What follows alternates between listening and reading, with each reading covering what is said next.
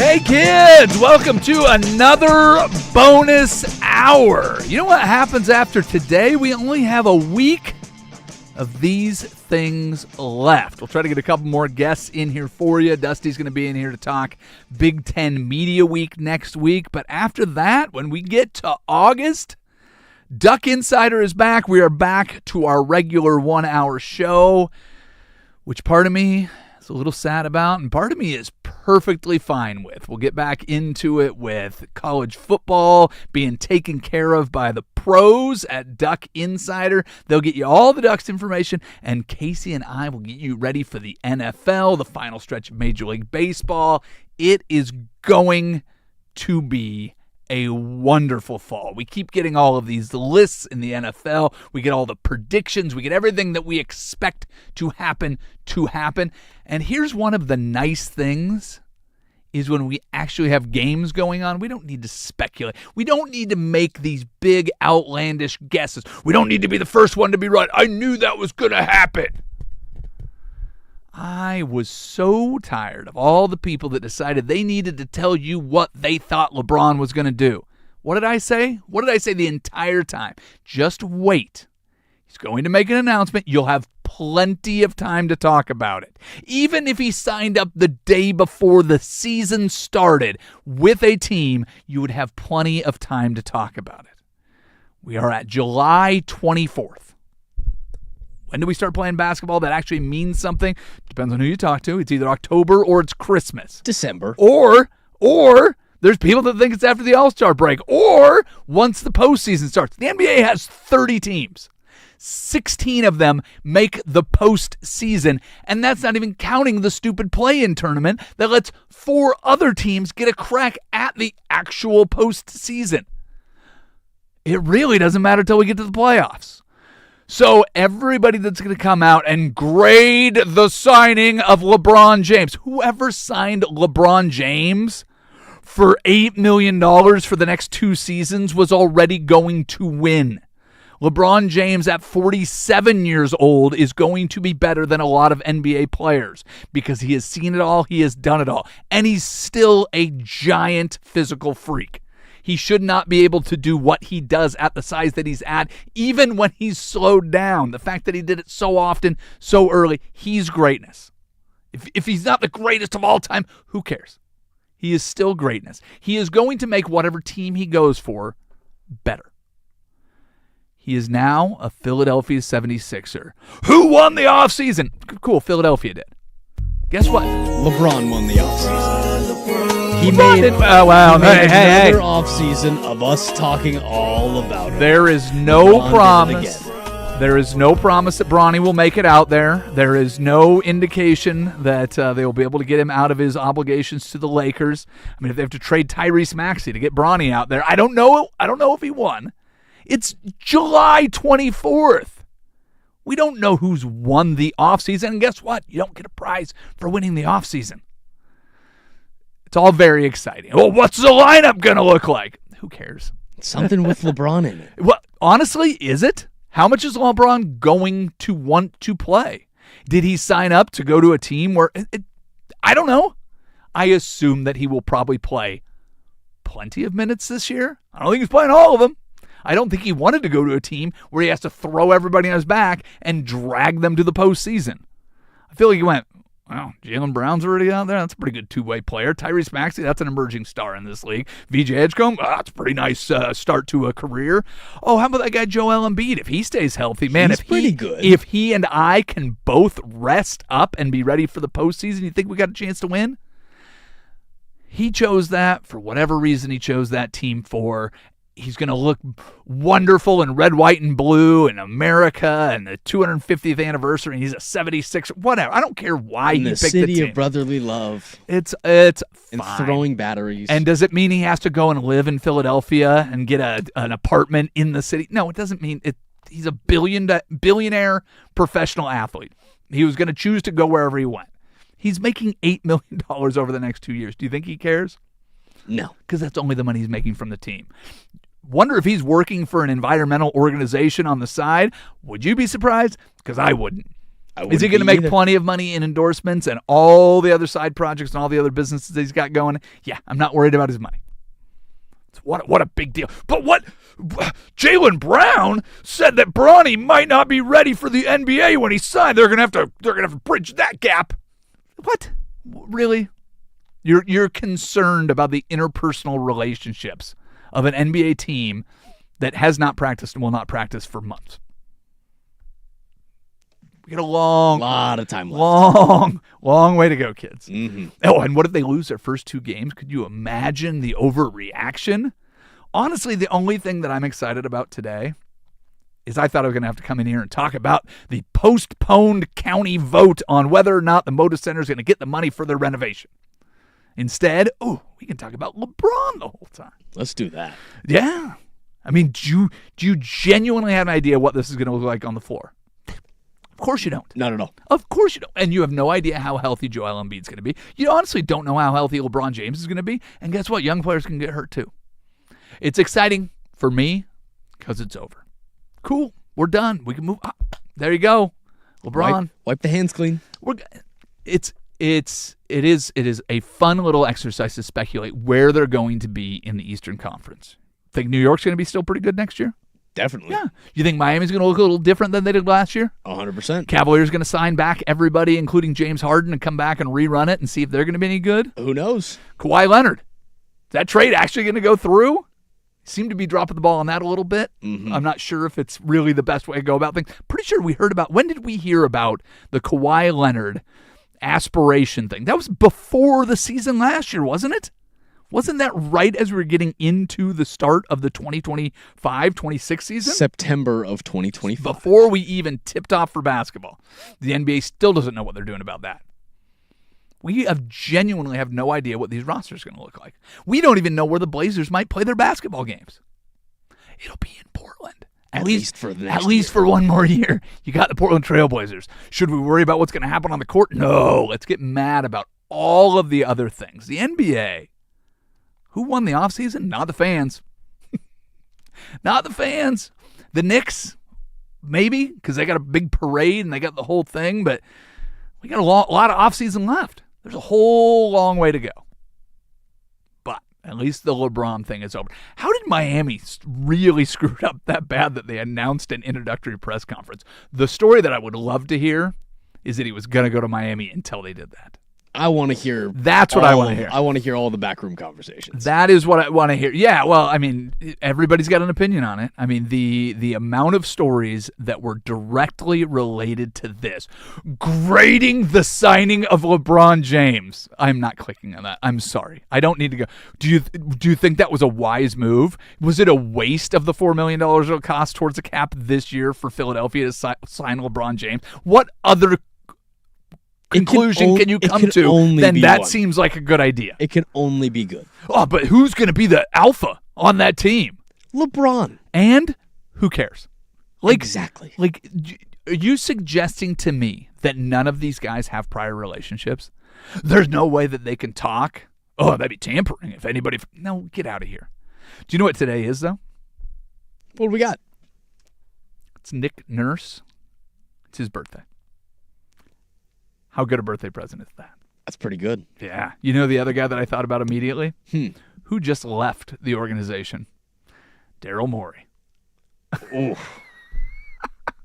Yeah, he's having a real tough day. Nick Nurse is having the best day. Daryl Morey's just sitting there like, are you kidding me? Mr. Paul George himself, Daryl Morey.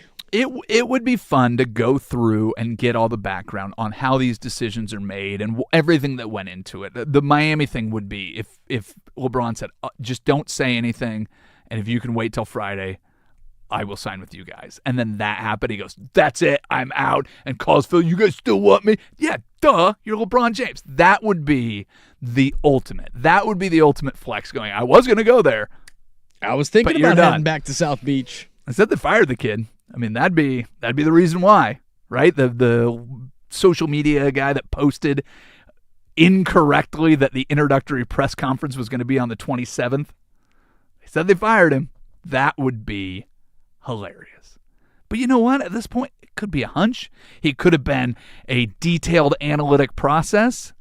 The other thing that I do like about this, whether or not Philadelphia is going to be the best team, the most disappointing team that we've ever seen, regardless of any of that, the balance of East versus West has been moving to a more balanced NBA anyways. I mean, you just saw the East get the title, and they won, 3 years ago too? So it was Boston, Oklahoma City, then New York, right?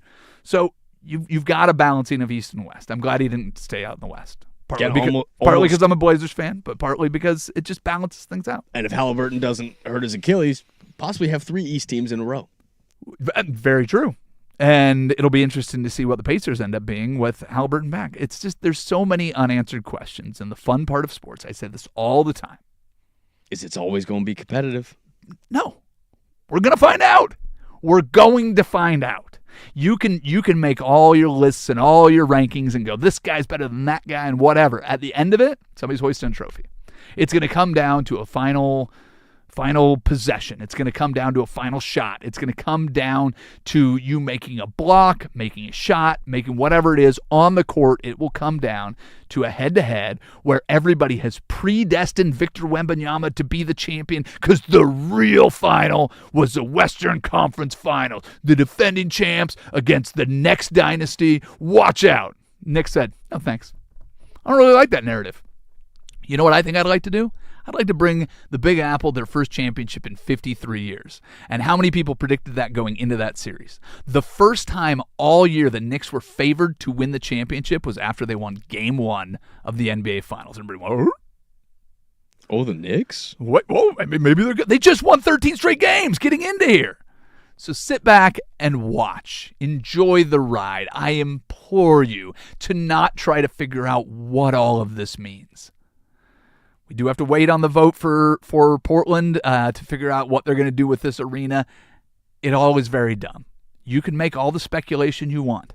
If you were in a position where all eyes were on you in the city and you were on the city council, or you were a county chair or whatever position you're in, and you had a chance where you knew you had more ears, more eyes, more people paying attention, would you stand up for what you believe in politics? I think you probably would. You'd be irresponsible not to your constituents and go, I stand up for county and city workers. I stand up for the environment, and I stand up for improvement.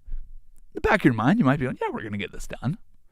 At the same time, you might be, yeah, I'd like to be the guy that is responsible for taking down a city center gathering point and getting rid of a team that has meant something to this city for 60 years, and we want to get rid of them, or 50 years, and get rid of them, and we're going to celebrate the 50th championship next year with a lame duck team that's ready to leave this city. That's what you really want to be a part of? Well, fine.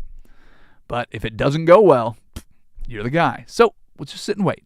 The vote for the Blazers have been moved to the 6th for the county, and I believe it is the 13th for the city.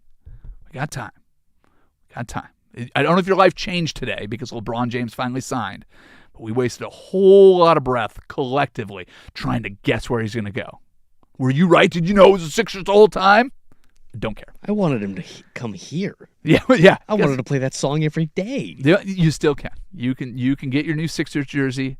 You can just get your LeBron USA jersey instead of, you've got your Japan jersey on for more Kami right now.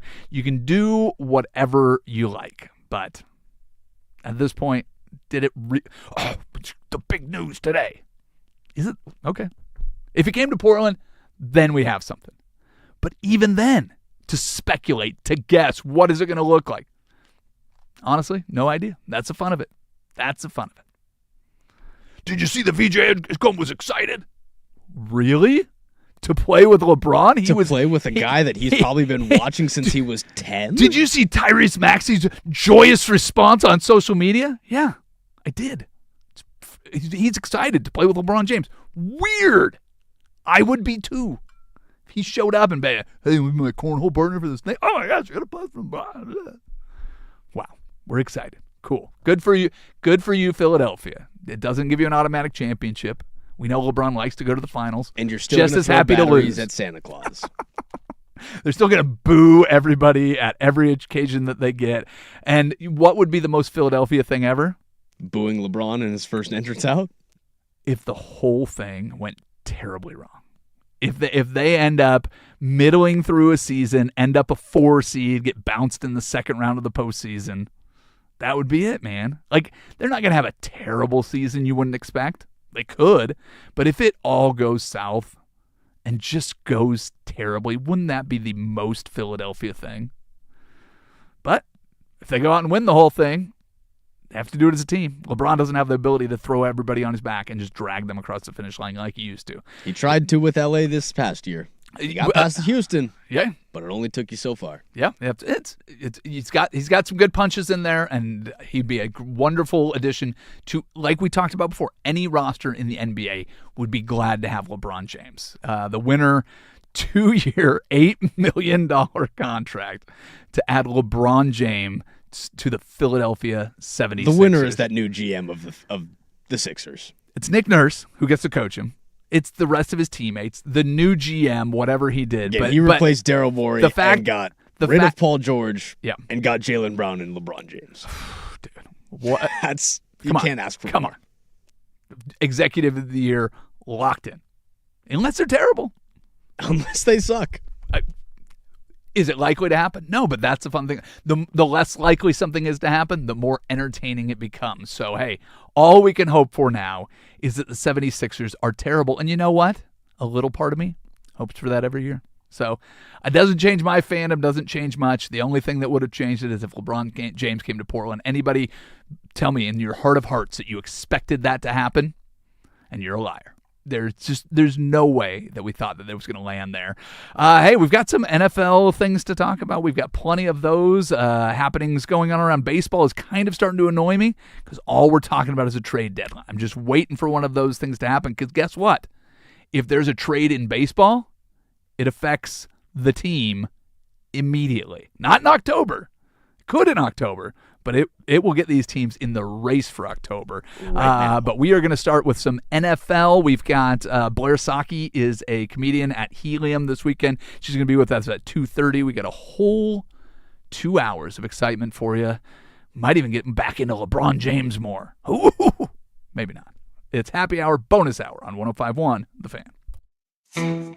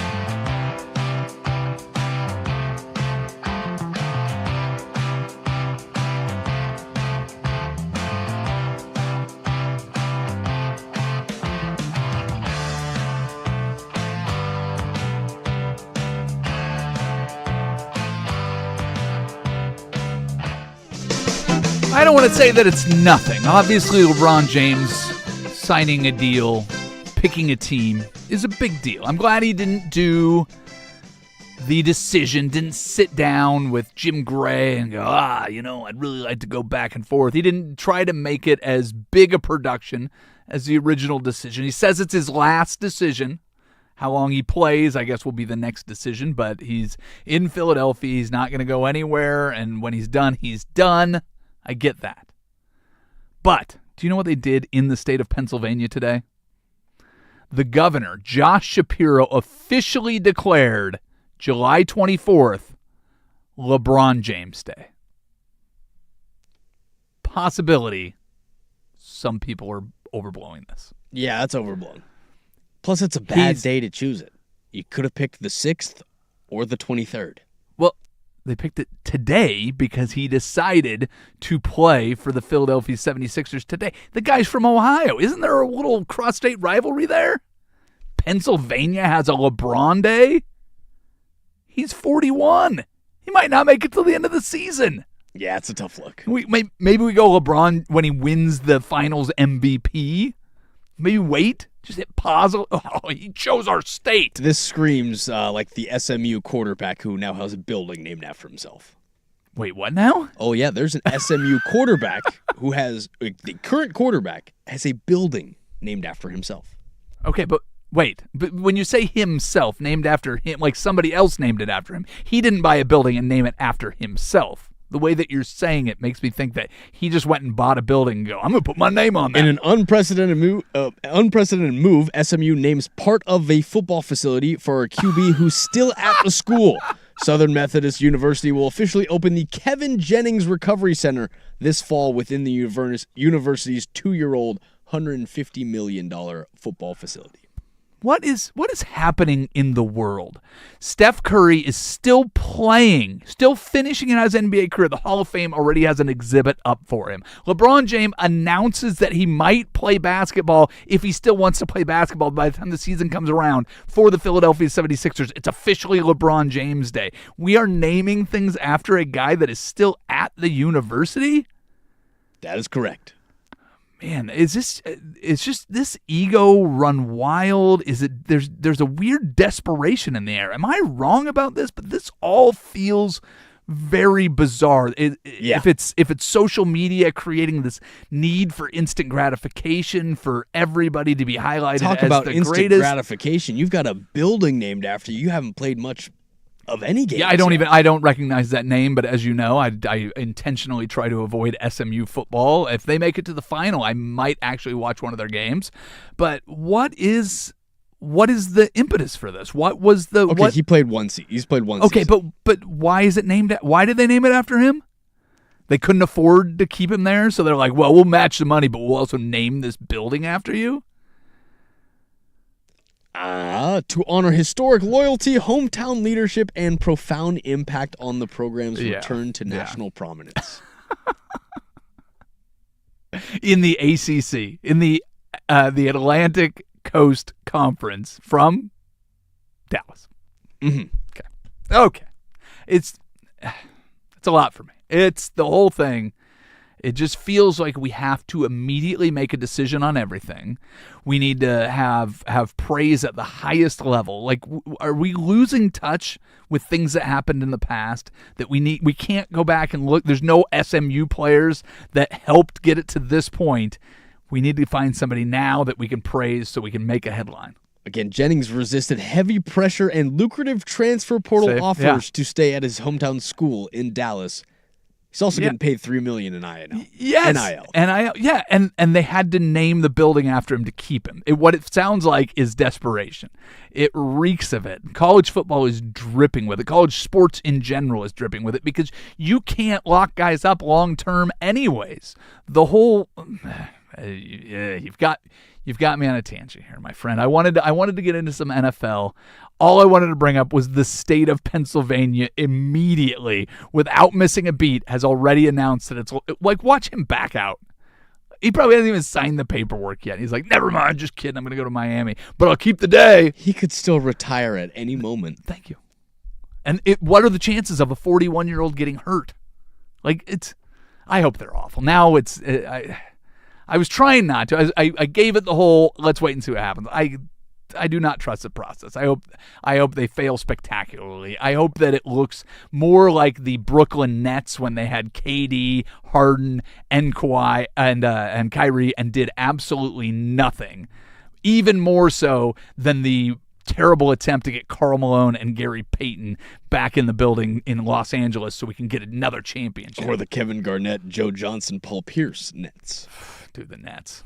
Wish you went to the Nets. That would have been sweet. I am happy for all the Warriors fans that were puffing out their chest. All the Heat fans that were puffing out their chest. Anybody else that genuinely thought they had a chance to get LeBron, that part does make me happy. He had to not choose somebody. The shock factor of it all does. But if does those, make it fun. I mean, who else were the big names that were being bandied Cleveland, Warriors, Miami. Okay, yeah, Cleveland, whatever. Like Cleveland's a good team without him. I don't know whatever. Cleveland would have made sense because it's his hometown team. They can feel spurned all they want. But Miami and Golden State, good.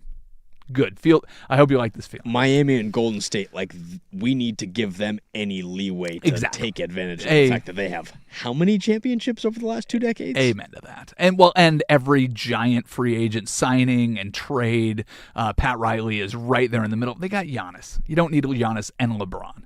Would it be fun to watch? Kind of. But we will see what happens. Let's go into some NFL.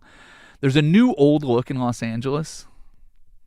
I kind of like it. I kind of hate to say that. I've got the top 10 defenses as voted on. We've got more top 100 players. We've got all this, but before we do any of that, we have to get to a Sports Center update at the George McCoy at Warren Allen Sports Desk.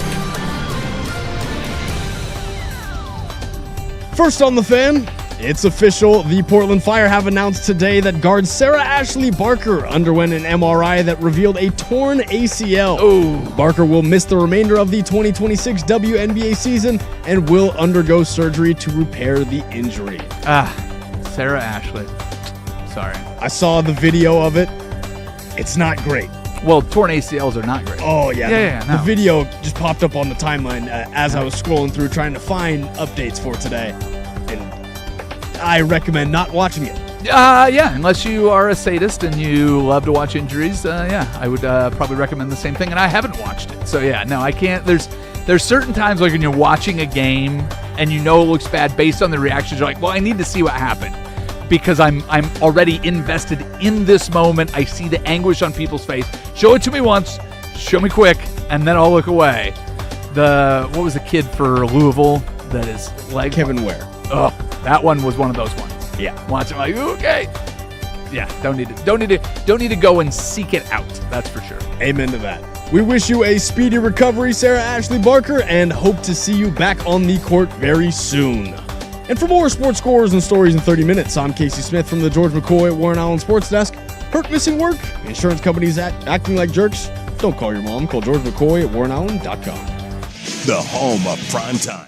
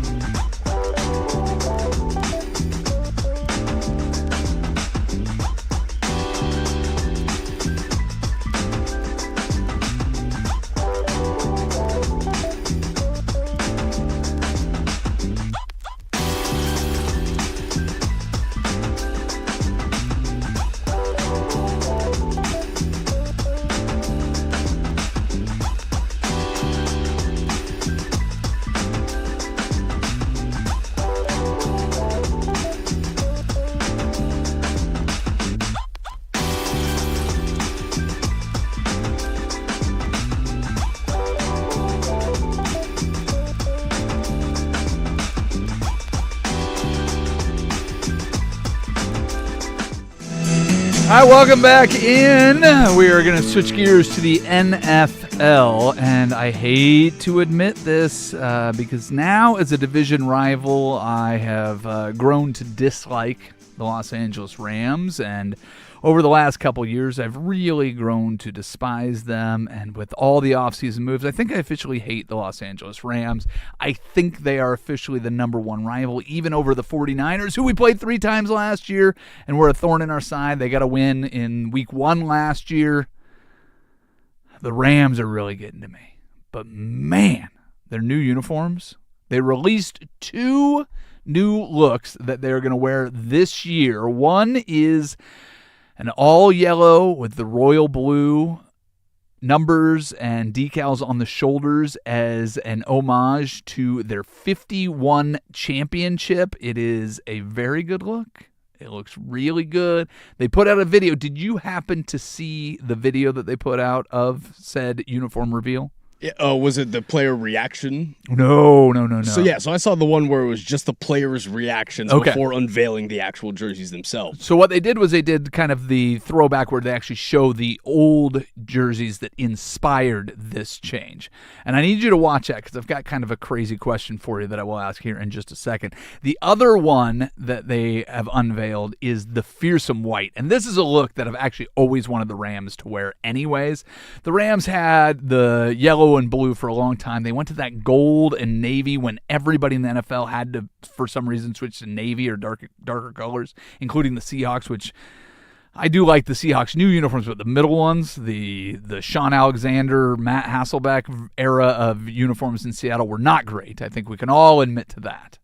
But the look that I always wanted the Rams to go back to was the blue and white. And it was navy back then, but they kind of did a cool little twist on it where it's going to have like little navy accents around the numbers and stuff. Regardless, looks really, really good. So the Rams had those weird gradient numbers and the bone jerseys instead of the pure white. They had some missteps. They started to look a little bit green. Yeah, well, it wasn't white, it was bone. So yeah, it was that weird faded ivory or whatever they were going for. It didn't work. This looks really good. So Christmas Day, when the Seahawks beat them for the first time, it's going to look really, really good. And then when they beat them the second time in Week 18, it's going to look even better. And then hopefully they made it again in the playoffs and they can beat them again. Beat them 3 times. At least the uniforms will look good. I think that, to me, is very important. Did you look at the video? Did you watch the legacy video? I did. I'm just watching it right now. Okay, here's my question. Would it be terrible if somebody in the NFL went with long sleeve jerseys?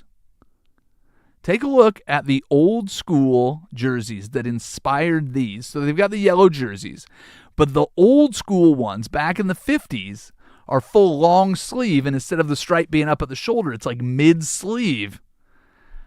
I'm going to tell you, I don't hate it. I don't hate it either. And here's another. Playing in LA, I do understand why. Well, sure, but I'm going to throw out another thing. I don't know if you noticed it during the World Cup. Some players wearing short sleeves, some players wearing long sleeves. There is a precedent for having pick your sleeve length.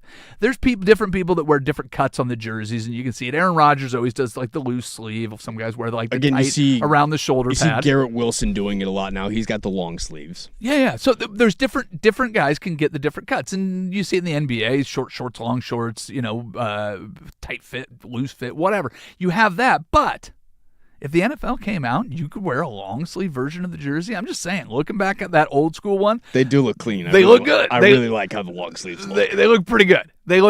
And guys are gonna already have their arm sleeves and this, that, and the other, anyways. Yeah. Just make it a long sleeve, though. I'm just throwing it out there. I don't hate the idea. Just a thought that popped up when I saw that. If you haven't seen the new uniforms, go take a look. They do look pretty good, I begrudgingly admit. All right, I've got a list. This is from The Score again. They did the top 10 offenses. I think that was yesterday that we went through that. Now I have the top 10 defenses. You struggled mightily yesterday trying to guess the top 5 offenses or the number 1 offense. This should be pretty easy for you, but I thought that yesterday. Who will have the best defense looking forward to the 2026 NFL season. Well, they just unveiled new uniforms. Ooh, wrong. They have Myles Number Garrett. Stop 3. They are the number 3 projected defense. The Los Angeles Rams were predicted to have the number 1 offense, but are not predicted to have the number 1 defense. So if they're at 3, who's at 1? Is it going to be your Seattle Seahawks? It is my Seattle Seahawks. That is correct.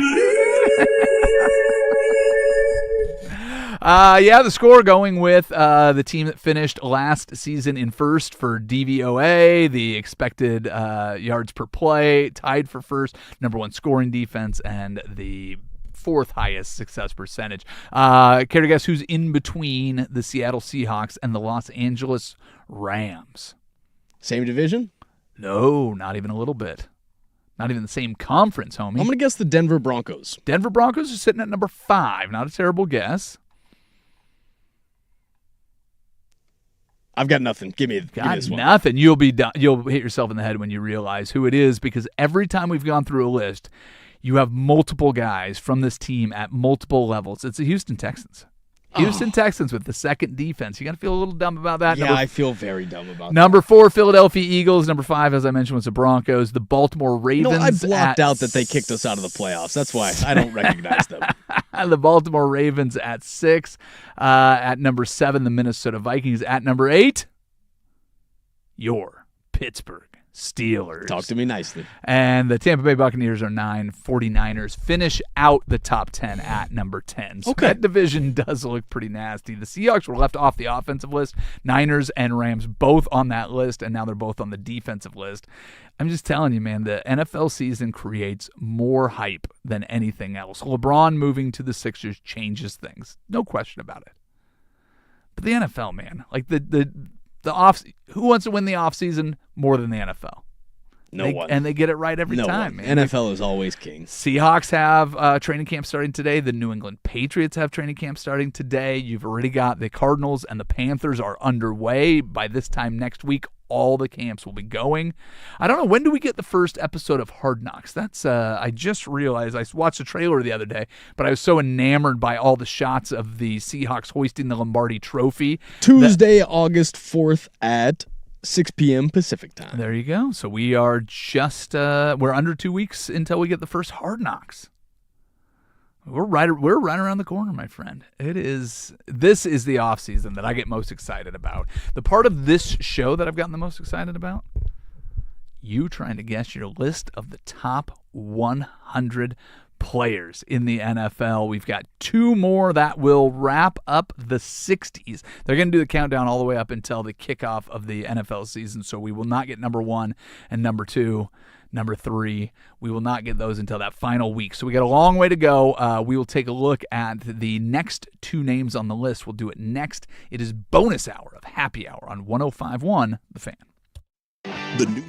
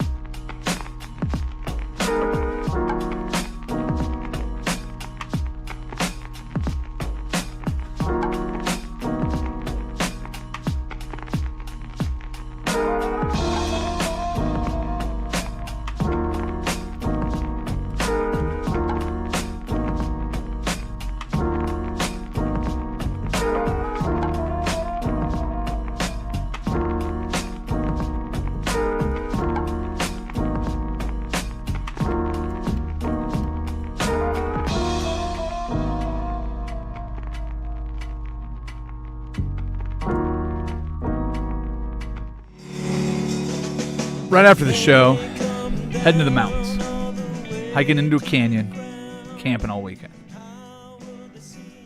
Got to be good for the Mariners, right? I'll just ignore them. It's just a head-to-head against a team that's leading the division that you've been going back and forth with. The only team in your division that has a winning record over you. It's probably better if I miss the game tonight, tomorrow, Sunday. And they play again on Monday, and then maybe I just ignore that one too. What do you think? What's a better strategy? Try to see if I can find signal and figure out what it is. Just block it out. You got to block it out. Enjoy the time with the family. It's the brother's birthday. And the hope you come back in kids first are pumped. place. Just come back. Just go away. Ignore it. Take a complete escape from all things sport. We already know where LeBron is, so I don't have to panic over that. And I can just sit back, enjoy nature, and forget about the Mariners baseball team. I think that's the right move. I think the schedule lined up exactly the way it's supposed to on purpose. I think you're right. I think that's the move. And then Monday, I'll just ignore that game. Just leave it alone. You'll get back into it on Monday. All right, we'll get back into it on Monday. Well, we got to do the show on Monday, so Give yourself a little 2-day rest. All right, it'll be 2.5. We'll give it 2.5. We'll give it. I'm gonna ignore it on Sunday. Sunday, I'll try to. I'm sure somebody will break the silence when I get back into civilization, but definitely don't try to pay any attention tonight. I appreciate that. All right, you ready with your list, bub? Let's do it.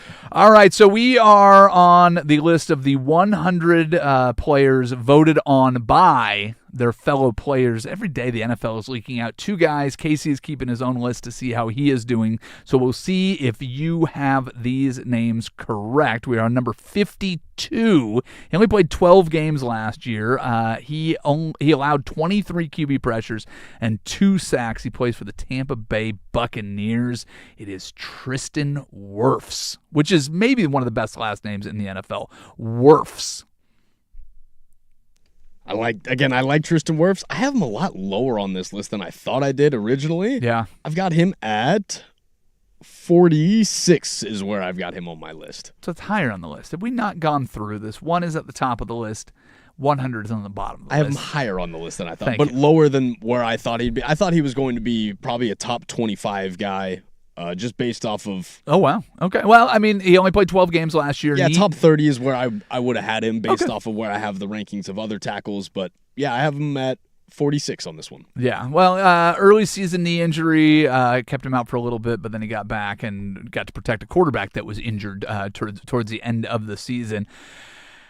And every time I bring up a quarterback, you know that means that they are better in the eyes of their peers. This is not me making this list. In the eyes of their peers, much better at this point than Lamar Jackson. 17 games, completed 58.1% of his passes, 3,942 passing yards, 27 TDs, 7 picks, ran for another 388, 3 tuds, 9 fumbles.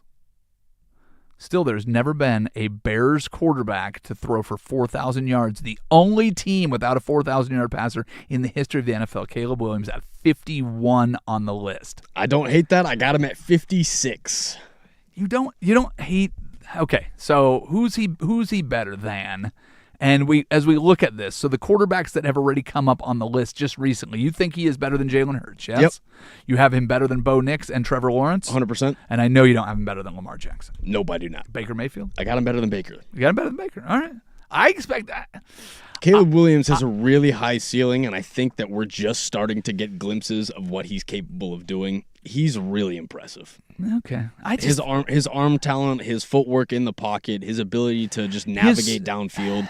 He's impressive. His footwork throws that one throws me off because I don't know. Maybe it's just the highlight reel plays feel very much like backyard football, and I always feel like that ends up catching up to guys. A lot of that is because he's got 3 guys in his face at the snap.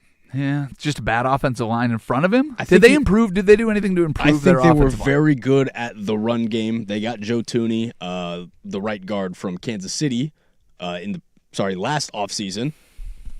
But I think they still struggled every time that their offensive line was on their heels, Caleb Williams needed a lot of time in the pocket. Yeah.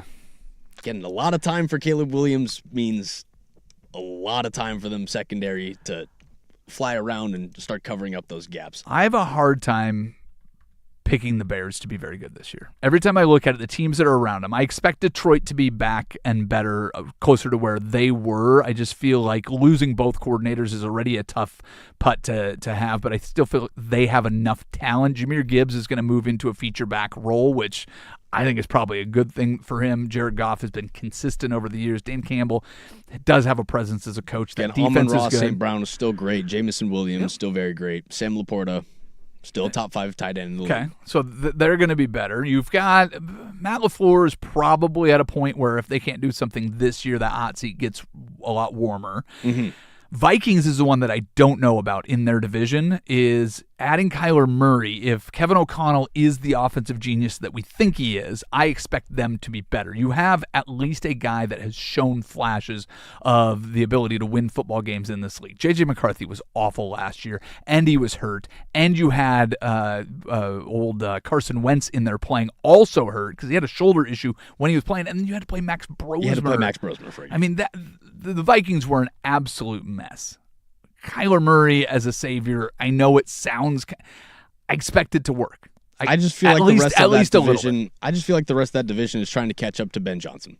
Because I think Ben Johnson walked into the league, took a year to figure things out, and went, all right, your tricks aren't very deceptive. I can get through this. And I think he's done it with Caleb Williams so far. All right. Well, we'll see where we end up on this at the end of the year. Again, the nice thing about sport is it will reveal itself as the season goes on. I'm going to pick the Bears to be awful, but I think I picked the Bears to be awful last year, so don't listen to me. I have no idea what I'm talking about. What I do know is we need to get into the normal shenanigans that are happy hour, and we will do that next. This is 105.1 and the Fan Sports Network.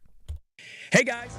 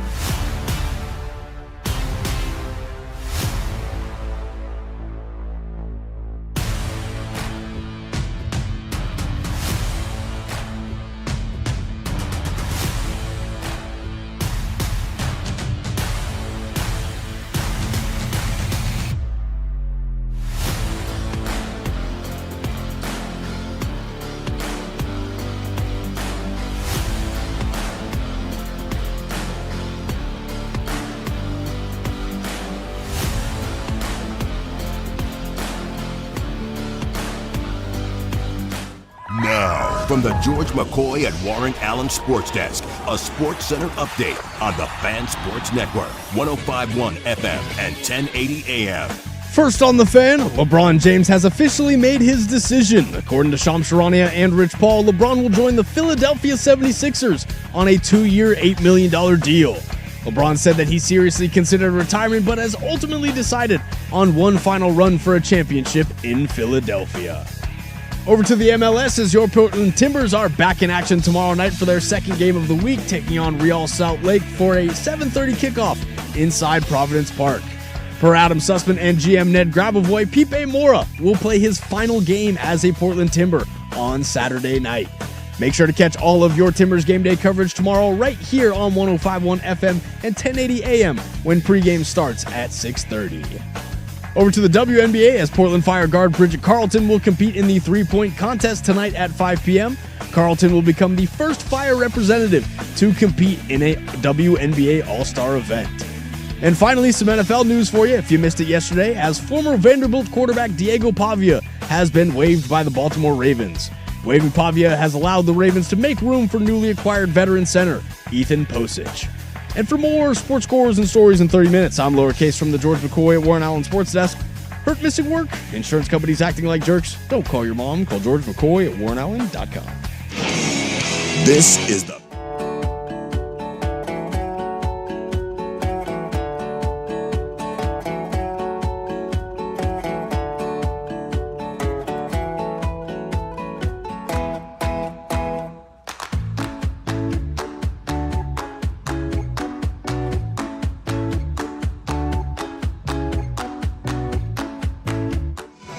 Hey, happy Tequila Day, all you beautiful radio listeners. Thank you for dropping in our little happy hour. We hope you enjoyed the bonus hour. Only a week left of the bonus hours. If you're watching us on YouTube, here is a hand gesture just for you.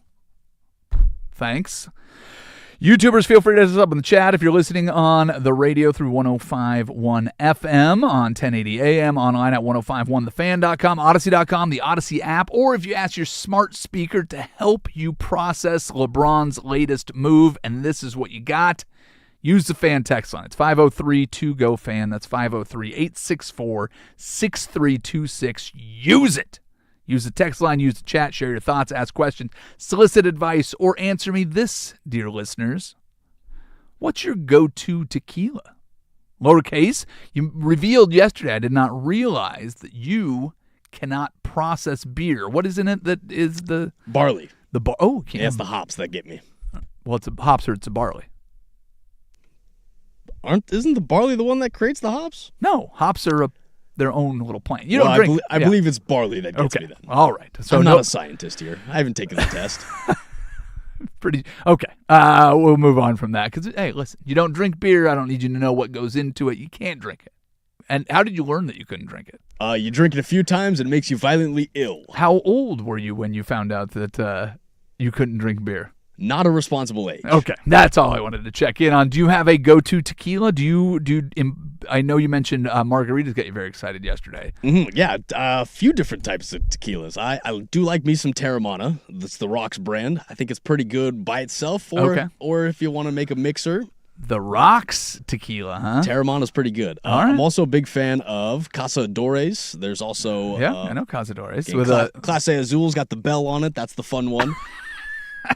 You like the ones with cool bottles and cool celebrity endorsements, don't you? There's also Hornitos. That's the cheap one to get you through the weekend. Yeah, well, yeah. You kind of went through the early 20s list of tequilas there. The Rock didn't have a tequila back then, but Cazadores is a cheaper bottle. Get the Reposado. It's got the deer on it. And then you get your Hornitos, which is nice and cheap. And yeah, dude, you nailed the early list. If anybody's listening and has recommendations on tequilas, I was actually pretty impressed with myself the other day.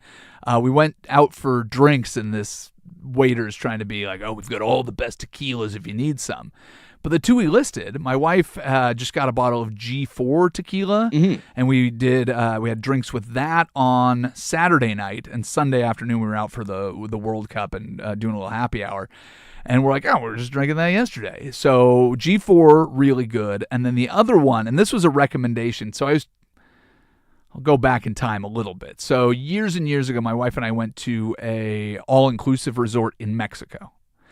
And all they had, as their free drinks were well drinks. You could get beer, or they had like the constant margarita machine that was going. The margarita machine, too sweet. She doesn't like beer. Trying to figure out what cocktail to make from well or whatever. So she just said, what I'm going to do is every time they come around, I'm just going to get a shot of tequila. Give me a shot and a drink. And a water. No, it doesn't need a drink. There you go. Yeah, it's like we'll balance it out. She's like, I like tequila. I'll just get a shot of tequila and I'll get a water, and then I'll just do that. Since then, that has kind of been her go-to, right? Just you don't need to add a bunch of stuff to it. If I need a drink, shot of tequila, and then I'll drink a water. Then I'll do another shot of tequila if I feel like it, so on and so forth. My family goes down to Mexico every so often. Every couple of years, we'll go down there.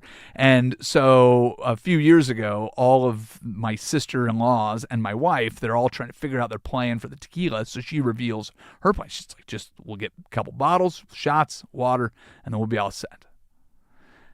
Then it was revealed. My wife has come up with a nickname for me. She calls me Lorenzo.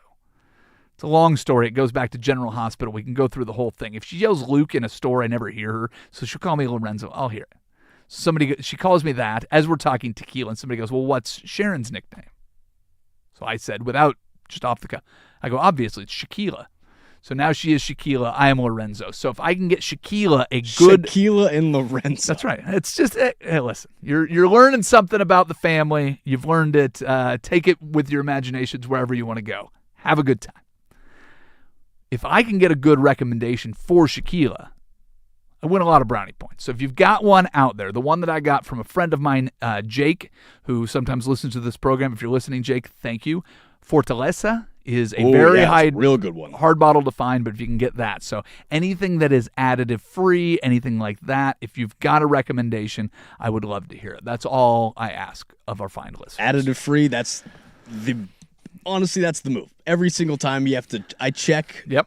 I'm the weird guy. Well, the list that you who shakes his tequila bottles in the liquor store just to make sure there's no additives. The list you gave me was not exactly. Well, you don't want floaters. That's an entirely different thing. If you're shaking it, there's a couple different ways to process tequila. You have to get it from the agave plant. It has to be produced in Mexico or whatever. But there's a chemical extraction and then there's a fire extraction. And if you use a chemical extraction, it ends up seeping in. You get that. That's why you get the headaches. That's why people hate tequila. That's why when people drink Pepe Lopez, when they just turned 21 with their buddy and they go down to Portland and decide to drink it all night, and they end up getting in a fist fight in the middle of Pioneer Courthouse Square and then sit there with a Willamette week soaking up the blood on their fist because they accidentally punched their friend in the face and he's got it stuck to his face. And then you pull it off and you realize that the newsprint transfers because of the blood on your knuckles and his face.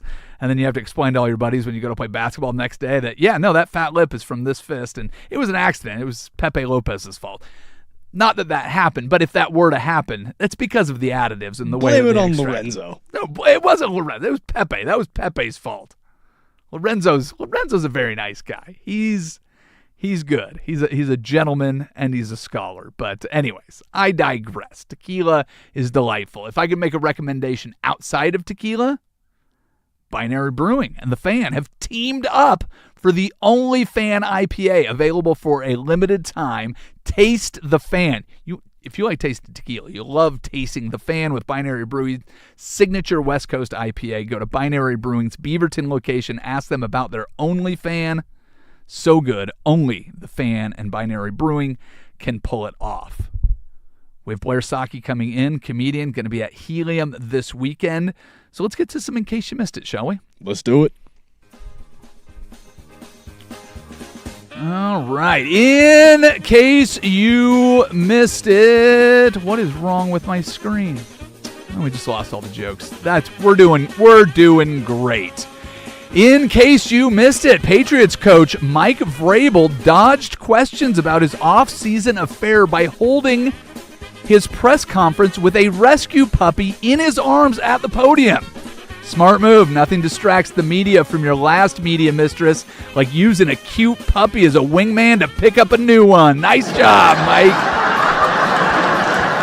It was supposed to be a wholesome Patriots adoption event, but the Pats got worried when Mike Vrabel grabbed the rescue puppy, high-fived the PR director, and asked if the dog came with a hotel room and an NDA. It was not the vibe they were going for, but hey, it seemed to work. In case you missed it, NBA legend Vince Carter revealed on his podcast that he retired in 2020 due to league, quote, politics, despite receiving interest from teams for a 23rd season. Man, we could have had Vince Carter, but the Portland City Council screwed that up too? What is... I hate them more now. In case you missed it, the entire sports world is being held hostage by a decision from one free agent. No, not LeBron. He's with the Sixers. Who cares? Whatever. The big question is, which NFL team will sign Jake Paul? Let's go. Did you see that? You did see this. Then the fake boxer and social media star claims that multiple NFL coaches are actively recruiting him to play slot receiver. Honestly, I think it's nice that the league is launching a Bring Your Own CTE initiative. I think that is great. He ran a 4.74 in his 40-yard dash. Somebody needs to tell Jake there's a difference between an NFL coach recruiting you and a medical doctor suggesting you wear a helmet outside. Those are two different things. Paul says the NFL is so full of super mediocrity. That's a quote. Super mediocrity, which is a weird thing to say when super mediocrity is the official sponsor of all your boxing opponents. Like, if you know, like, that's just... Here's how I know your brain is not doing well, other than the glazed look in your eyes. Out of 32 teams, his dream destination, the Cleveland Browns. Things are not well in the head of Jake Paul. In case you missed it, Michael Kim shot a historic 12 under 59 during the second round of the 3M Open. This is only the 15th 59 in the history of PGA golf. The excitement was short-lived when moments later Jake Paul announced he just shot a 58. It's very disappointing.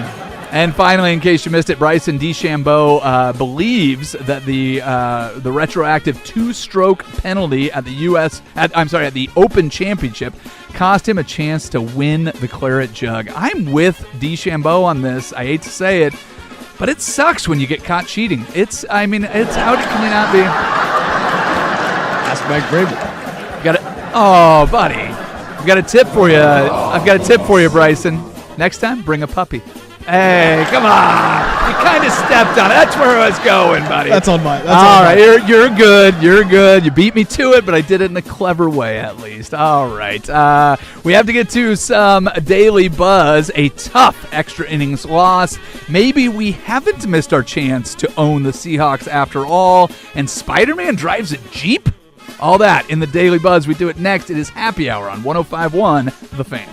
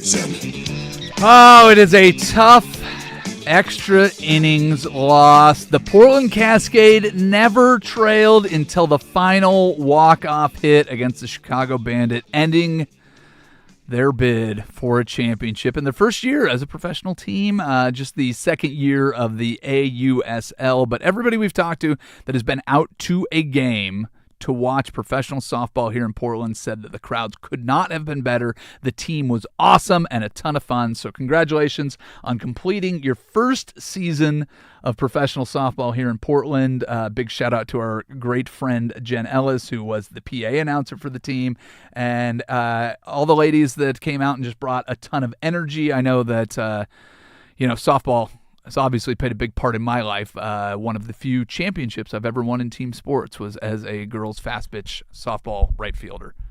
True story. I'm currently in a softball league right now. Fast pitch? Oh, slow pitch. You got to get in on some fast pitch. I do need wait till you get a couple home runs against North Bothell and just watch them blow up and get irate because you absolutely crushed it, and they were not expecting people to have sideburns on the other team. But hey, happens. The Buzz. The Portland City Council has put out a formal invite to Trailblazers leaders to a public work session on July 30th regarding the Moda Center Arena deal. So if you've been following this saga, I try not to report on it unless there's actual news, but this is a formal public request to come out and have a conversation, which is probably where you should have started this whole thing. The city council has been frustrated, accusing the Blazers front office of ignoring requests, so why not make the request public? We'll see if it ends up leading to anything. Of course, there is a lot of upheaval around Portland. We don't need to get into more of that. The other thing is Multnomah County commissioners have paused their vote on the Moda Center renovations and will have their vote now on August 6th. Their portion of the deal should be $88 million. They are currently having conversations about $35 million of that and what fund it will come out of. Patience, people. Patience, patience, patience. The Buzz. All right. The Seahawks' new ownership group, the Kosla family, is currently looking at prospective partners, including big-name private equity and holdings groups, to be partial owners of the Seattle Seahawks as well. So they have their $9.6 million bid. As they're going through that valuation process, they're currently looking for it. Casey, you want to get in on this? Let's do it. I got $1 for you. You got $1? That's all you're putting in on it? Well, yeah, you'd have to redo your entire wardrobe when you stop being a Pittsburgh Steelers fan. So I guess it'll end up costing. If you owned a team. If I owned a team? Yeah, you'd still be a Pittsburgh Steelers fan if you owned a different team. Depends how much of the team I own. Well, this is my point. If you put in all of your money into it right now, you wouldn't be able to afford all of the Seahawks gear that you would have to buy. That's my point. I wouldn't be able to afford much of anything. Fair point. The Buzz. All right, the Washington Wizards say that they will not offer Anthony Davis the $275 million max extension that he has been looking for in order for him to fully commit to the team. He has not played any basketball for the Wizards since being signed to the team, so we are currently looking at the Wizards playing a little game of chicken with the star. If I was the Wizards, why on earth would you pay this guy now when he's done absolutely nothing for your franchise? Yes, he's a star in this league, but go out and prove that you earned the money. Please, can we do that? You're 34 years old. We need to sign you to a $275 million that'll bankrupt the franchise for the next years to come. How many games has he played in the past 2 years? He has played 0 for the Wizards. 0 since being signed. The Buzz. We talked about this yesterday. The Carolina Panthers had a little slip and fall at their first day of training camp. Nick, what is it, Scourton? Scourton. Nick Scourton, promising rookie edge rusher, had 47 tackles, 5 sacks last year. Turns out that fall, that twist of that knee, torn ACL. He will be out for the entire 2026 season. That is a tough tough blow for Big for a young team too that is just trying to make their way. They were tied at the top, ended up winning through tiebreaker the NFC South. So that one is a little tough blow for the very first day of practice. The Buzz. Here's an odd one for you. Free agent wide receiver DeAndre Hopkins is currently moonlighting in coaching gear for the New England Patriots. He's been spotted at Patriots camp, hanging out with his former coach Mike Vrabel, wearing coaching gear and helping out, dipping his toe in the water of coaching. Would you throw any money at DeAndre Hopkins if you needed a pass catcher? He had 22 catches, 330 yards last year with the Ravens. That was a career low, but feels like he should have a little left in the tank if you're trying to find second, third wide receiver somewhere. If he's got more left in the if he says he has more left in the tank, I'll believe DeAndre Hopkins every time. Yeah, well, he's in coaching gear right now, and we will wrap it up The Buzz. with this. Have you seen the video from Arkansas of the woman in the wheelchair, I guess person in the wheelchair, trying to cross 6 lanes of traffic, gets maybe 3 lanes across, when a Good Samaritan jumps out of their Jeep in a full Spider-Man costume and rushes the wheelchair across the remaining 4 lanes of traffic in time to beat the oncoming traffic? I definitely thought this story was going to take a turn. I'm glad it took a good one. Yeah. So this guy, Christopher Hellenthal, he was sitting there thinking, he's like, I'm wearing the suit. This is going to be pretty funny. The traffic cameras picked up Spider-Man working as a Good Samaritan. Turns out he drives a Jeep. Who knew? Who knew? That's pretty cool. Yeah. Go ahead and check out the video if you haven't got a chance to see it. I was looking through the glass here, and it looks like Blair Saki is sitting outside. So we'll get to our Fan Club Friday a little bit early. But first, we need to walk over to the George McCoy at Warren Allen Sports Desk and see what we missed. I didn't preempt your Spider-Man story, did I? No, you're okay. Good. First on the fan, this SportsCenter update is brought to you by Mountaintop Metal Roofing. No maintenance, energy efficient, fire resistant, and a lifetime warranty. Do it once, do it right. Visit mountaintopmetalroofing.com. First on the fan, I got excited at this one. Oh, do tell. Well, the Stud Buds, that would be the combination, the viral streaming brand and close friendship duo of WNBA players Courtney Williams and Natisha Heidemann. Well, they have linked up for a stream for All-Star Break Weekend, for WNBA All-Star Break Weekend, and they have brought along former teammates Nafisa Collier, Jessica Shepard, and Portland Fire guard Bridget Carlton to join in the festivities. And I'm sorry, they are the what? They're called the Stud Buds. The Stud Buds. Yep. All right. That is the name of their stream and of their duo. Okay. And let's just say the Twitter videos are great. The stream has been fantastic so far, but the clip that I'm seeing is Bridget Carlton and Nafisa Collier housing a bottle straight out of the head of a Crown Apple bottle. Oh, hey, okay. Some crapple for some BC. Yeah, I love that. There you go. All right. Well, hey, it is a showcase for the WNBA. This is our first season with the Firebacks. So, Bridget, go out and have yourself a weekend. Enjoy those All-Star festivities. Is that today before she goes and participates in the 3-point contest? It could have been last night, but from what I'm seeing, the post from Twitter was posted this morning. Hey, if you go win the 3-point contest hungover, that's going to be a pretty good accomplishment, and I will tip the cap that I'm not wearing already. Again, I'm a pretty good shooter when I'm off the crapple too. Guys, normally I'm better. I need some crapple.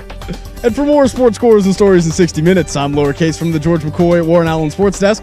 Hurt, missing work? Insurance companies acting like jerks? Don't call your mom. Call George McCoy at warrenallen.com. Sports Saturday with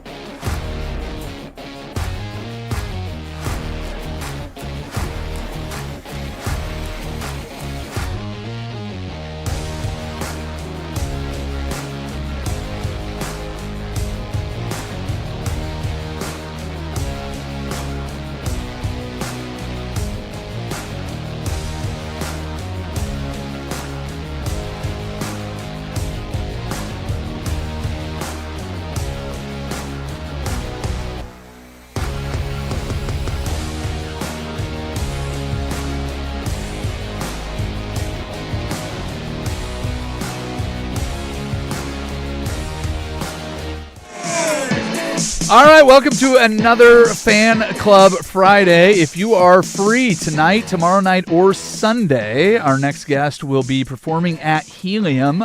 Blair Saki is one of the comics traveling through this weekend. 7:30 tonight, 9:45, 7:30 and 10 tomorrow, or a 7:30 show on Sunday. Blair, I was watching a fair amount of your stand-up to get ready for the interview, but as soon as thank you so much. Well, absolutely. Well, thank you for having it available.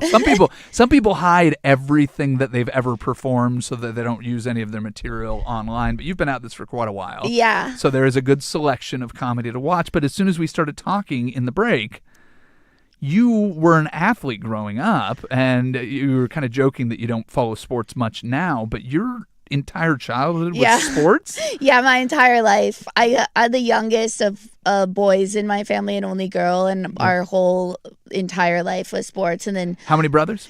2. Okay, yeah. Older. My youngest sister is the youngest of 4. Had 4 older brothers, so the Wow. youngest of 5. So yeah, so I can't relate. but Catholic family? Yeah. Yes. How did you guess? Same. 5 of us in 6 years. Yeah. Yeah. So yeah, then you can understand. So, Definitely. So what did your brothers play? What did they play? They for played sports? basketball. Okay. So I was being carted around to all those games forever, but I played every sport there was between soccer, tennis, everything outdoor, fishing, diving, skiing, wakeboarding, all that. Yeah. Well, that's a blast. And what sport was the one that took you the furthest? I played volleyball at UCLA. That had to have been an absolute riot. I mean, what a place to play sports in general. UCLA is such a beautiful campus. But you grew up in Southern California, right? I did. I grew up in Orange County. Many people, they say they can tell from my voice or by looking at me. So yes, I did grow up there and then made it to UCLA. Yeah, well, it's one of the more beautiful campuses, but one of the things, because I worked in Westwood for quite a while, one of the things about the UCLA campus, a lot of celebrities. When you played sports, were there any, I know, was it Snoop Dogg's son that played football at UCLA? Yeah. And some other people. Was there any celebrities that you ran into in your time? Well, I'm going to just be so vulnerable and reveal my age to you guys. But when I was there, it was the Howland years where they won just, championship after championship. So there was a lot of celebrities around, a lot of, Bruin alumni. Yeah. Baron, what's his name? Davis. Yep. Baron Vaughn's a comic. Okay. Yeah. Okay. Yeah, Baron Davis. I remember meeting David Hasselhoff at like a UCLA athletics fundraising event. My wife worked at a restaurant in Encino that used to pre-serve David Hasselhoff his to-go whiskeys before the restaurant opened, That makes sense. so that he could be drunk all day. I don't know if I can say more than that, but yeah. No, I think I've run into some of the similar people. Yeah, it was a trip. It was really fun. This just came to me. I remember we met when we were playing Arizona at an away game. We met also the Sugar Hill Gang in the lobby. Yeah, how about that? Like, how do you meet the Sugar Hill Gang without walking right up to them and just like singing at them? You know what? Believe it or not, they walked up to us. It could have been the spandex, but well, yeah, like literally walking out to the game. I'm sure the UCLA volleyball team draws some attention when you go out. That's my mistake. I should have made that connection. Yeah, they were more excited about meeting you than you were about meeting them, I'm sure. I was excited. I was like, how random is this? We're in some, I don't know, Marriott in the middle of Arizona, and they were there with their big bus. That's hilarious. Yeah. But there was one that you mentioned before, a celebrity that would regular your volleyball games. Oh, yes, O.J. Simpson. Just bury the lead on me. She gives me this perfect setup and then just goes, bury the lead. The Sugar Hill Gang in Arizona is great. O.J. Simpson was at your volleyball game. The juice. Yeah, the juice. This was many. Oh, Blair, Casey Blair. What's up, Casey? This was many, many years prior, though, because I think I was like 10 years old. Oh, okay. So I set it up improperly. No, that's mistake. okay. No, good. So I was so young, and it was right after he got out of jail. He was coming. His daughter was playing. I was playing against her regularly in these club tournaments, and so he came to all the games. After everything that happened. This is post-murder trial. Post-murder trial, after he got out of jail the first time. Yeah. For murder, not for memorabilia or whatever. Yeah, he held somebody hostage or whatever, and it's not a big deal. It's just no big deal. To get a few signed footballs back. Yeah, I gotta get. Well, I think his Heisman Trophy was part of that. Oh, but really? Yeah, but either way, yes, holding people hostage in a Vegas hotel room was the second worst thing that he did. I know. Or third, I guess. Do you count each murder individually, or how does that work? It is wild getting off for murder and then going back in though for getting. Yeah, allegedly. Easy rod.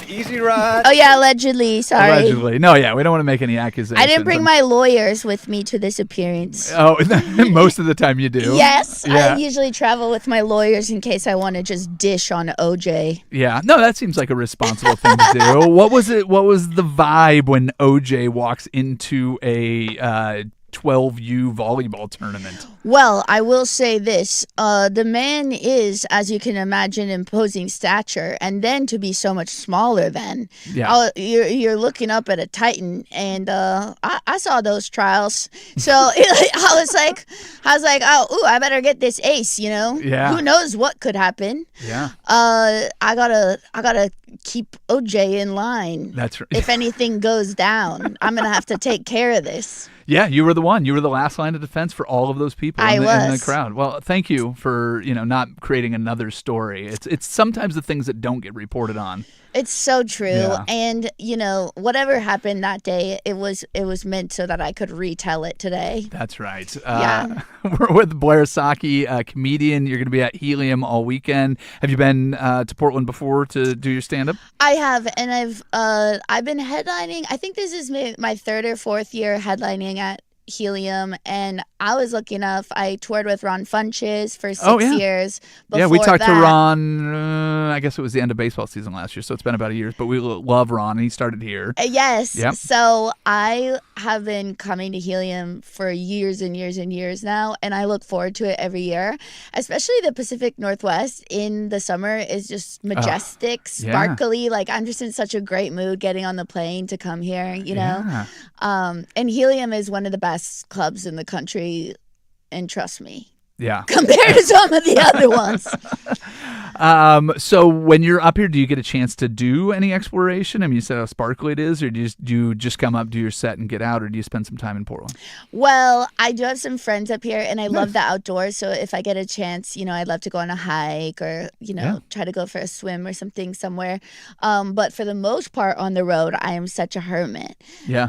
Because I just try to conserve my energy for the shows. Because I'm a maniac on the stage. Oh, well, that was my next question is what can people expect if they've never seen your comedy? They probably heard your voice because you do a lot of voiceover, yeah? Yes, cartoons. What would people know you from?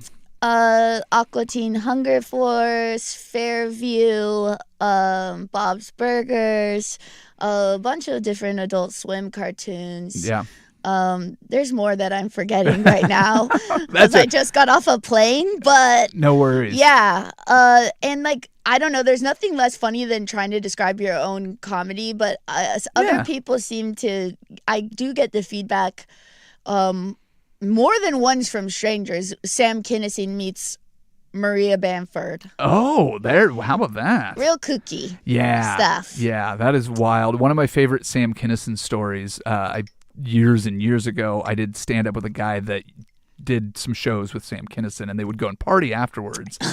And good luck to that guy. Oh well, yeah. Let's just say he's the reason that I thought cocaine was a very bad idea. So and this is a guy removed from Sam Kinison. Right. So, but he said they used to have parties, and Kinison would call up the limo service at 4 a.m. just to make sure that they could bring a fully stocked car. The limo would show up and they would just take all the bottles because all the liquor stores were closed. So that's hilarious. He would just do that to keep the party going. Also genius. Yeah. Because, God, you just think about how the money was rolling back then. Yeah. I also toured with Marin, and he has some fabulous Kinison stories as he was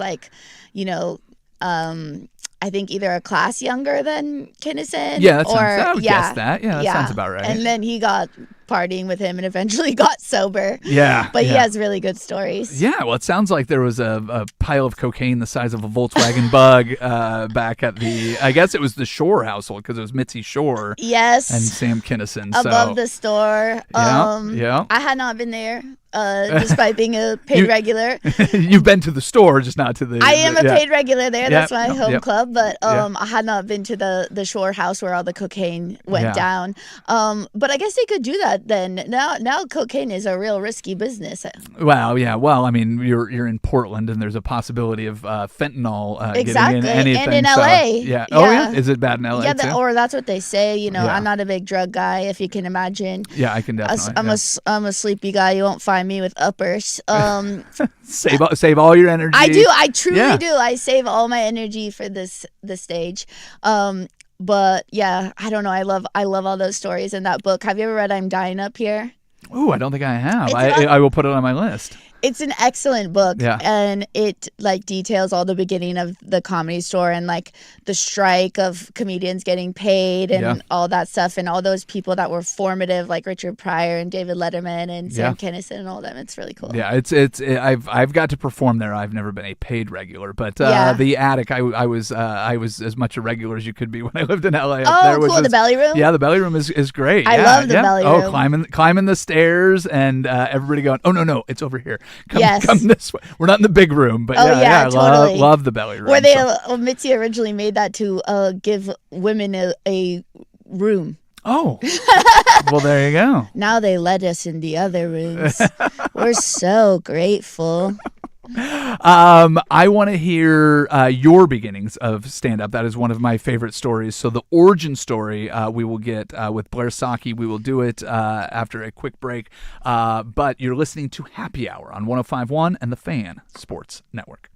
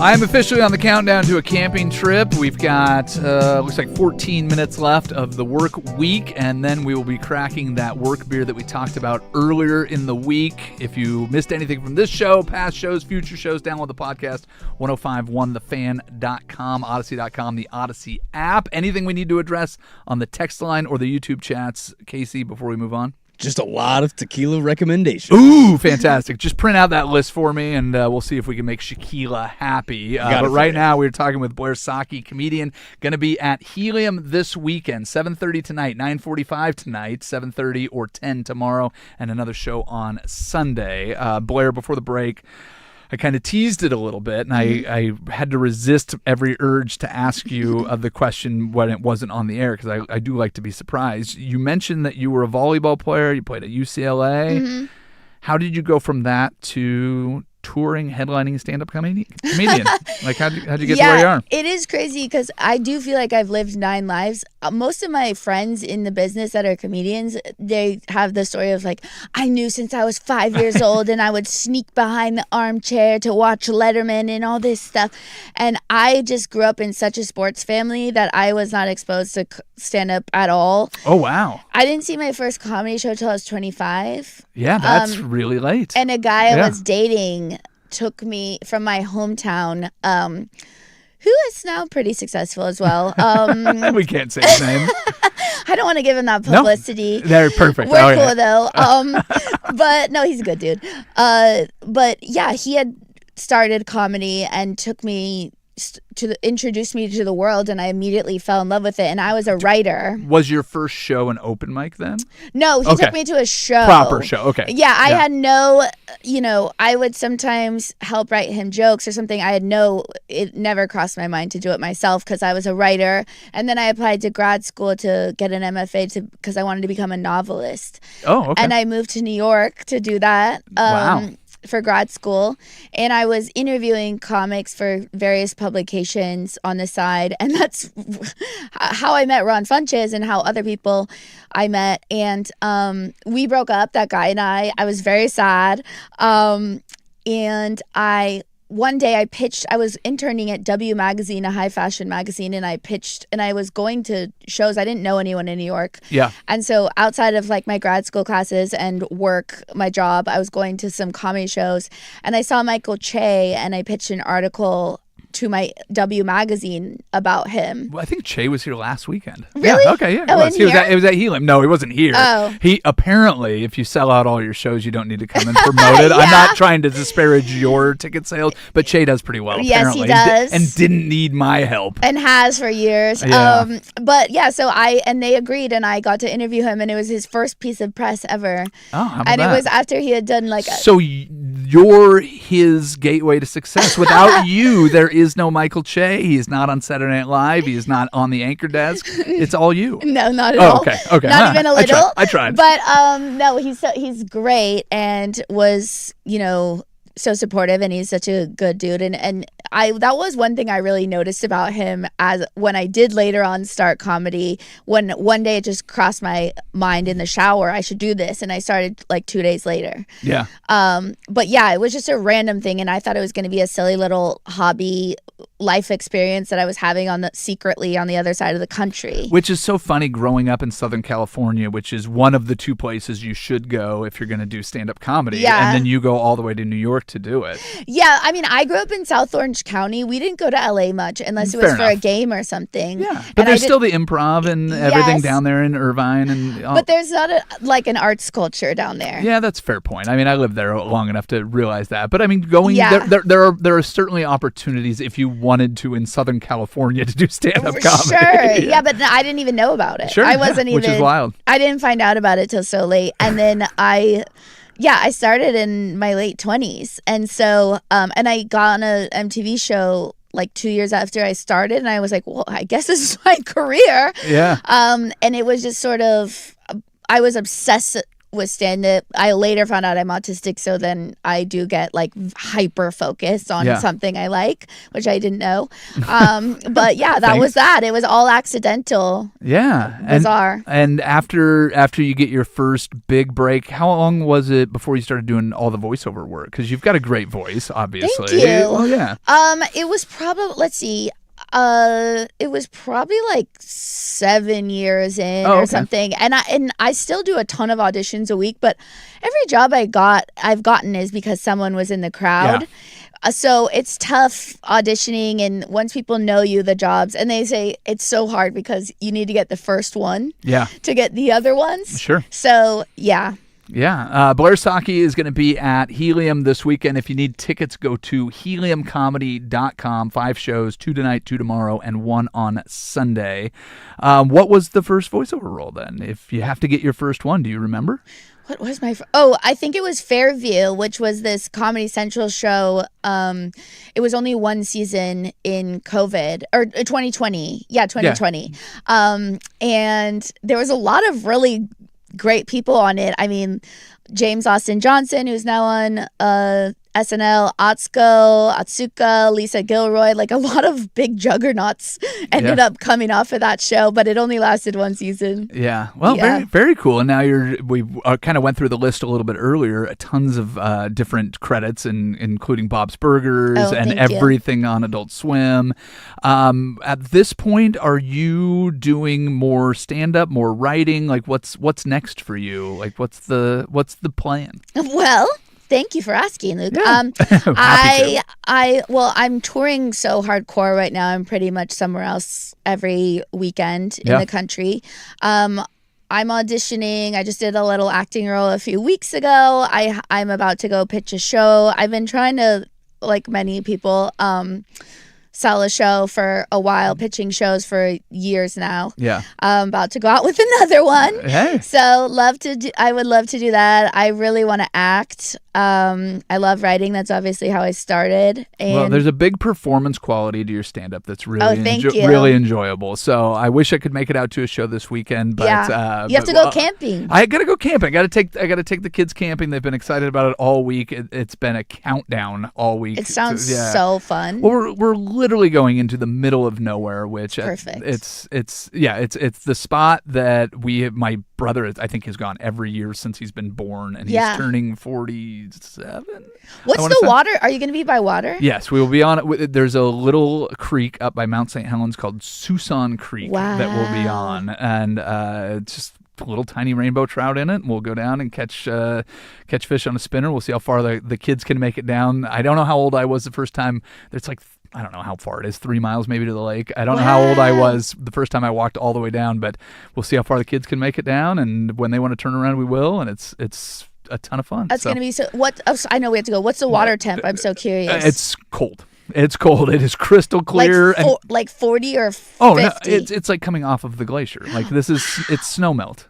So, snow melt cold. Yeah. So it's icy cold. I talk octave higher as soon as I get to a certain depth as I go out there. That's so gonna yeah, be so nice. No, it's going to be a blast. You said that you have an adventure. This was not on the air, so just share everybody what you're doing in between comedy stops, because I'm super jealous of this. Oh, thank you. I've wanted to do this my whole life. It's a bucket list thing. I grew up going to Lake Powell, but I'm going to be water rafting down the Grand Canyon with another comedian friend of mine who's like an adventurous girl. Yeah, and how long will that take you? It'll be 8 days. Come on. I know. That sounds absolutely epic. We might have to have you call in after that just to report back on it. So, yeah, that sounds incredible. I'm so excited to have no cell service for 8 days. That'll be perfect. And who do you perform for? Just each other or everybody else on the boat? Like, there's going to be, like, you're going to be in a group of like 15 people, and they're going to be like, who the hell are these girls? And they won't have cell service, and so they'll pull it up when they get back, and they're like, oh, that makes sense. That makes sense. So, yeah, no, think of the adventure. It's going to be a Midwest family. They've been saving for their whole lives. Marge and Bill are going to be out there, and they're going to be like, I don't know what we got ourselves into, but these girls, they were a riot. I can't wait to hang out with Marge and Bill. I'm sure we'll travel and go play bunco with them after. Lifetime memories. Do not tell them that you're a comedian. It's like whatever whatever you do, just don't I'm sure you'll write a ton of new material anyways, but just go in there. You gotta play it straight. I never tell. Oh, if you think I'm not lying to Uber drivers. Oh, yeah. But 8 days with a group. I mean, just you gotta keep it a secret the whole time. And That's true. You said you're looking for something to pitch. There's your show right there. Is your 8 days down that you can make a whole season out of that. It'll be the new City Slickers. It'll Great be great. idea, Lou. Well, Thank you. I'm here for you. That's incredible. All right, I want to say a big thank you to everybody that listened to the show. Wonderful to meet you, Blair So Saki. great to Thank meet you so you. much Enjoy to be here. camping. I definitely will. Thank you, Lowercase. And of course, thank you, Isaac Ropp. We're all done for now. Bye-bye. Ain't always look on.